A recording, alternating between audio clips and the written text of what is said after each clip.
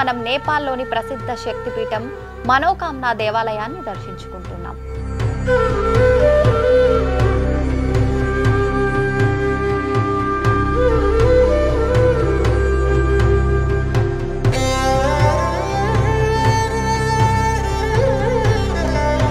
మనోకామ్నా అనే పేరులో మన అంటే హృదయం, కామ్నా అంటే కోరిక అని అర్థం. మనసారా కోరుకున్న కోరికలు ఇక్కడ నెరవేరుతాయని భక్తుల నమ్మకం. ఇది గోర్ఖా జిల్లాలో సముద్ర మట్టానికి 1302 మీటర్ల ఎత్తులో ఉంది. ఇక్కడ అమ్మవారు పార్వతీదేవి అవతారమైన భగవతీదేవిగా కొలువై ఉంటారు. ఈ ఆలయం చుట్టూ మంచుతో కప్పబడిన అన్నపూర్ణ, లంజుంగ్, మనస్లు పర్వతాలు కనిపిస్తాయి. కాఠ్మండు నుంచి ఇది సుమారు 106 కిలోమీటర్లు, పోఖ్రా నుంచి 94 కిలోమీటర్ల దూరంలో ఉంది.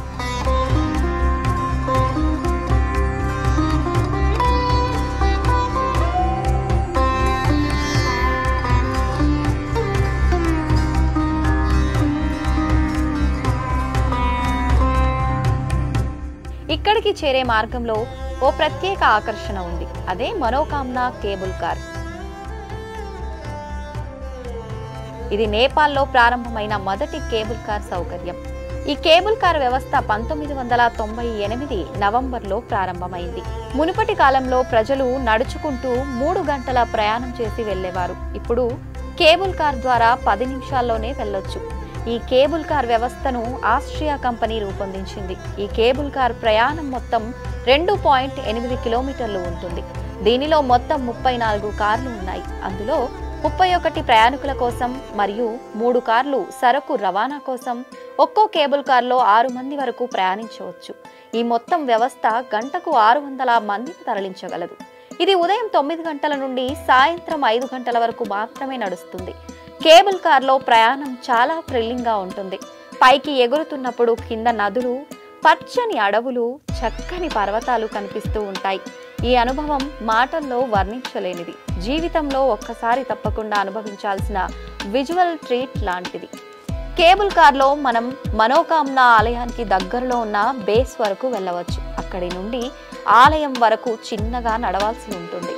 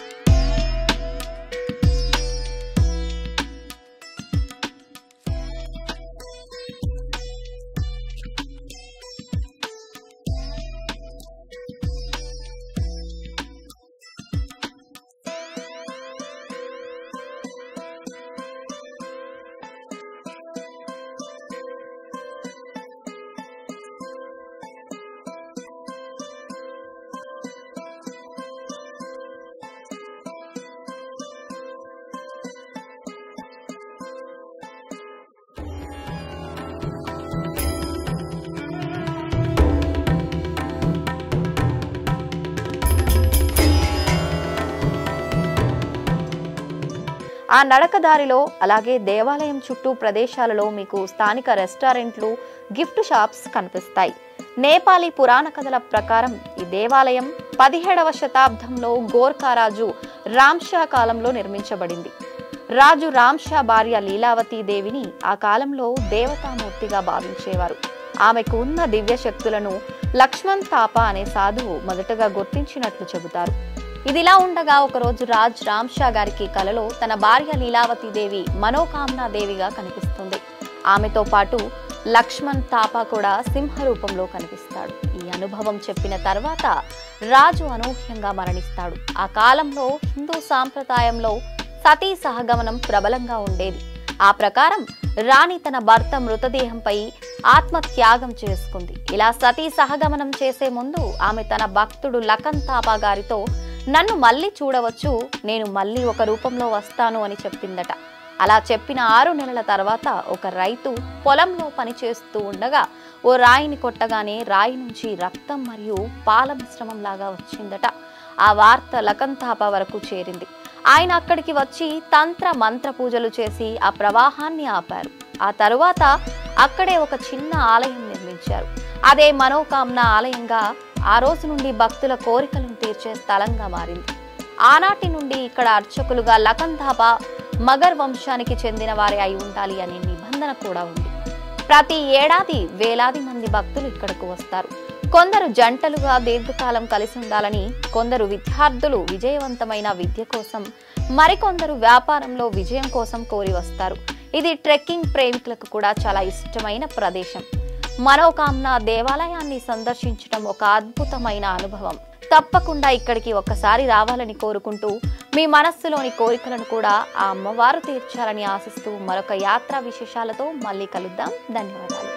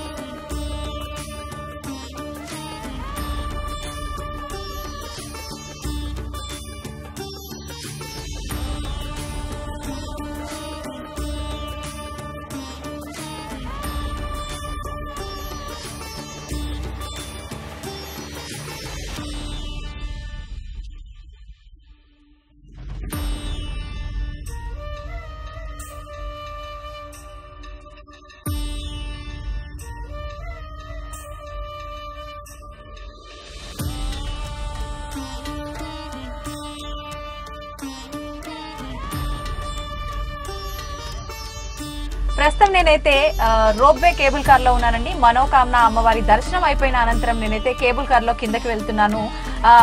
ప్రపంచంలోనే అతిపెద్ద రోప్వేలలో ఇది ఒక స్థానంలో ఉంది అని చెప్తూ ఉంటారు. సుమారుగా 5 కిలోమీటర్ల పాటు ఈ రోప్వే కేబుల్ కార్ లో మనమైతే జర్నీ చేస్తాము అమ్మవారి దర్శనం చేసుకోవడానికి.